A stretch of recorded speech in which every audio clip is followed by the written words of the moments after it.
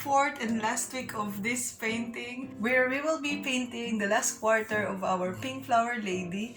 And we hope the best for this painting. Kaya I'm so excited for this weekend to start the fourth quarter. And for this week, we will be listening to The House in the Cerulean Sea by T.J. Klune.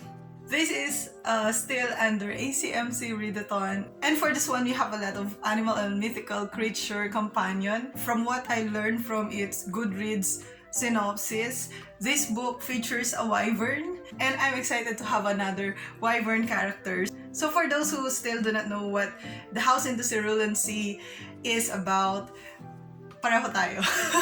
I have heard a lot of positive things about this book, and it gives me a lot of good vibes and good feeling for this book, mainly because this is another fantasy novel set in an orphanage. That alone reminds me of Miss Peregrine's Peculiar Children, so I'm excited to go into another world that has magical children, magical youth.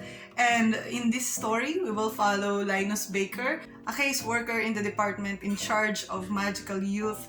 And he was assigned to this orphanage where he will meet 6 dangerous kids. Now, those are not all human kids. I'm not even sure if there would be a human kid there, because from what I remember, they have there a gnome, a sprite, a wyvern, a were-Pomeranian, and I even giggled when I read that. Like, when the kid transformed, he or she does not transform into a wolf.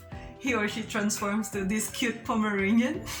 So I'm really excited to read about that. I just forgot the other magical kids, but I'm really excited to get to know them, and so excited to dive into this story, because this story is just all good vibes in its cover. But I'm not sure if it's really like good vibes, because some people would say that this book actually brought tears to their eyes. I'm not sure if that's tears of joy or what tears. Well, anyway, we have started that book actually, and we have met Linus Baker so far and one of his cases. Kaya let's now dive into our painting.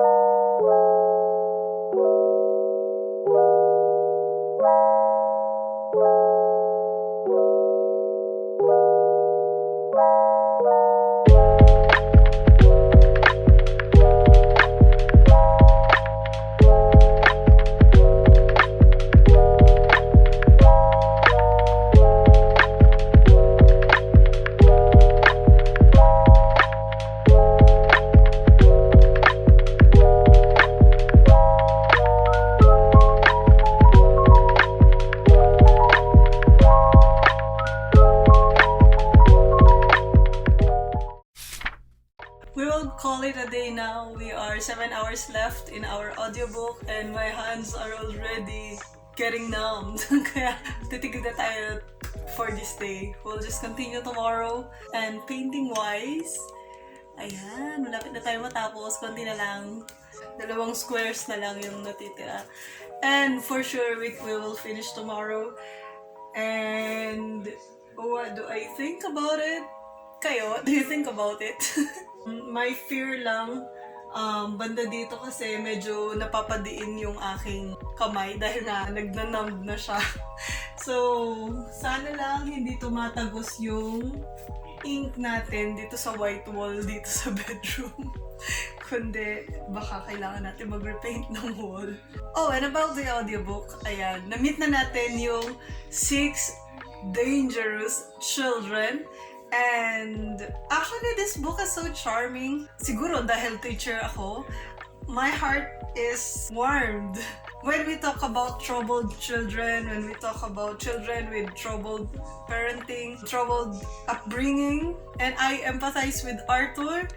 I like how he is passionate and compassionate about these children, na kahit dangerous yung mga children na to, they are still children.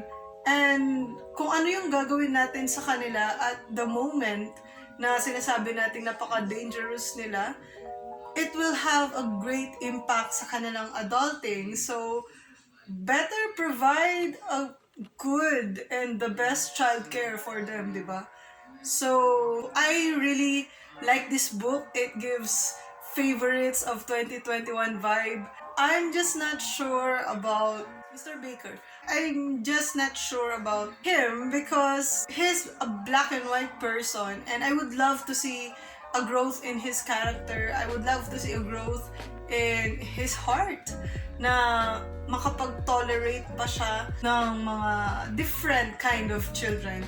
Although I like how he is inclined to take care of children and I love how he thinks that he's doing his job for the welfare of the children, and baka yung extremely upper management talaga yung villain. So I'm just not sure because the children are lovely. They are children. Actually, natutuwa kay Lucy. Lucy being the Antichrist and being the son of the demon, sabi nila. He has the ability to end the world. So, this gives a lot of like Umbrella Academy feels and I really enjoy Umbrella Academy. So, yeah, I'm so into this story. Actually, gusto ko siyang ituloy. Nangangawit na lang talaga yung kamay ko kaya tinigilan ko tong painting for tonight. Pero siguro itutuloy natin yung audiobook natin while we are preparing for dinner. Kaya, good night!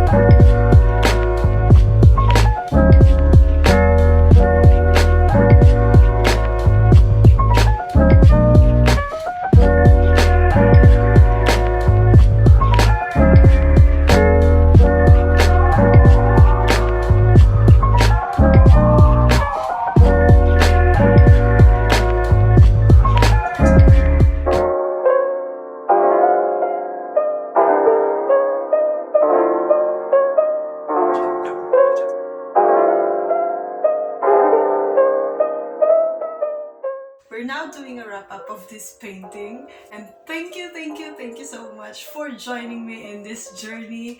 We have now finished our Pink Flower Lady painting. Look at that beauty.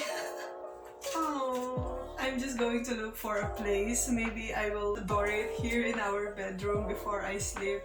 Because just looking at it, parang napaka-deep ng meaning niya, no?